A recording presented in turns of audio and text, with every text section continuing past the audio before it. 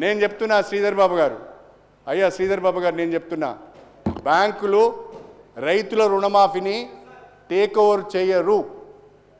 ఎవరైనా అధికారులు మీకు తప్పుడు సమాచారం ఇస్తే దాన్ని నమ్మకండి, మీరు అవస్థల పాలవుతారు, బదనామవుతారు.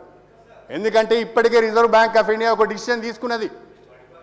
ఇప్పటికే రిజర్వ్ బ్యాంక్ ఆఫ్ ఇండియా మీకేమవుతున్నది, ఆయనతో మాట్లాడు, మంత్రి గారితో మాట్లాడు. అధ్యక్ష శ్రీధర్ బాబు గారు ఒకరే ఉన్నారు కాబట్టి వారికి చెప్తున్నా నేను. ఆర్బీఐ చాలా స్పష్టంగా చెప్పింది, రైతుల రుణమాఫీని టేక్ ఓవర్ చేసే అవకాశం లేదు అని. బహుశా మొన్న ముఖ్యమంత్రి గారు ఒక మాట అన్నారు, మేము బ్యాంకులతో సంప్రదిస్తున్నాము, రైతుల రుణమాఫీ గురించి ఏర్పాటు చేస్తున్నామని చెప్పారు. అది జరుగుతుందని నాకు నమ్మకం లేదు, మీరు బదనాం పాలవుతారని నేను చెప్పదలుచుకున్నా, హెచ్చరించదలుచుకున్నా. అంతే తప్ప వేరే ఉద్దేశం నాకు లేదు.